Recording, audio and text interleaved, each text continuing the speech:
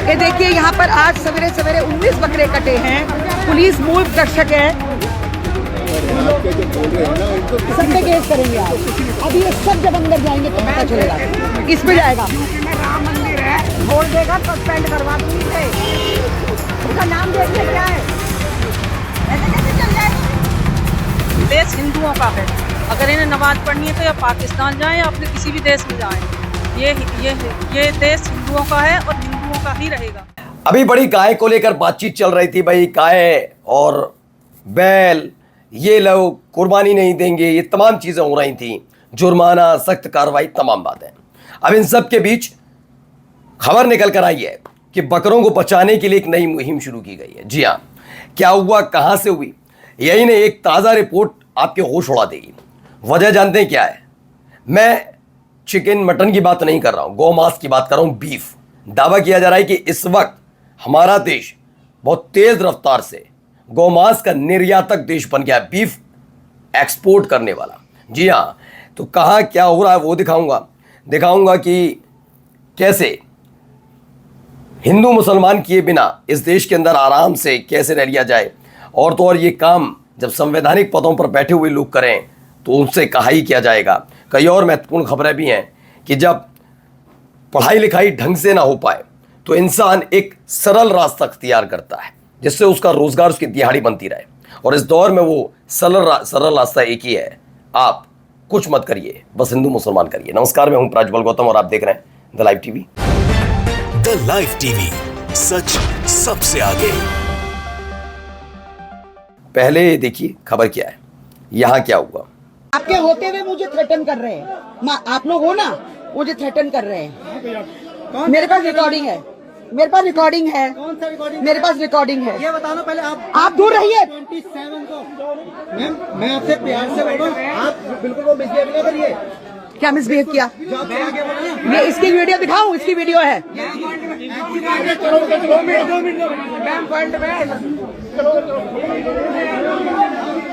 ये देखिए यहाँ पर आज सवेरे सवेरे 19 बकरे कटे हैं। पुलिस मूल दर्शक है, आपके जो बोल रहे हैं ना, इनको सब पे केस करेंगे आप।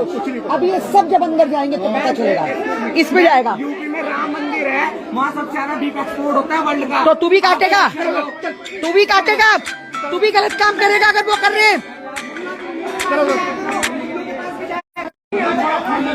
ये सारे के सारे मुझे। तो अब ये मामला ये जो निकल कर आया, इसको जो लेकर दावा किया जा रहा है वो मैं आपको पहले बता देता हूँ। दावा यह है कि उत्तराखंड के देहरादून में उच्च न्यायालय के आदेशों का उल्लंघन हुआ, ऐसा दावा है। सुबह अवैध रूप से 19 बकरियों को काटा गया, ऐसा दावा है। कुछ जानों पर कुछ लोगों के एक समूह ने घटना वीडियो बना रही महिला के साथ आक्रामक व्यवहार किया। ये तमाम चीज़ें महिला बार बार दावा कर रही हैं कि आपने कैसे काटे। बस खास बात यह है कि इसमें वो समुदाय नहीं आता जिस समुदाय के पास किसी भी, चाहे वो मटन हो चिकन हो, उसको भी बीफ साबित करने में तुल जाते हैं। बस वो समुदाय नहीं था।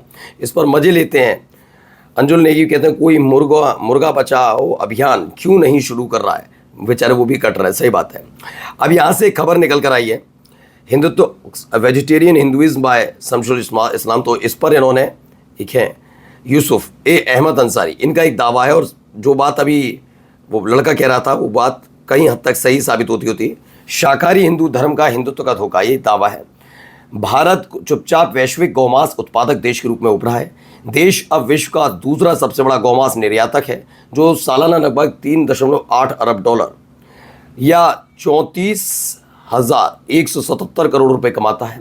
इसमें उत्तर प्रदेश, महाराष्ट्र और आंध्र प्रदेश इन निर्यातों का बड़ा हिस्सा है। और ख़ास बात यह है कि चाहे उत्तर प्रदेश में बीजेपी की योगी की सरकार है, महाराष्ट्र में देवेंद्र फडणवीस की सरकार है, और आंध्र प्रदेश के बारे में आप जानते ही हैं, वहाँ पर भी बीजेपी सत्ता में है। फिलहाल चंद्रबाबू नायडू मुख्यमंत्री हैं, जिनमें से अकेले उत्तर प्रदेश भारत के गौमांस निर्यात का लगभग 60% योगदान देता है।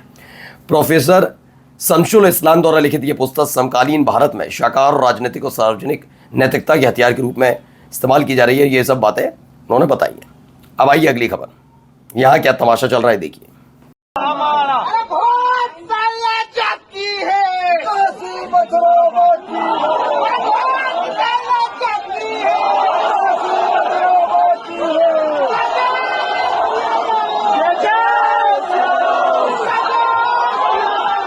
देखिए यही तो था, ये एक मौका होता है।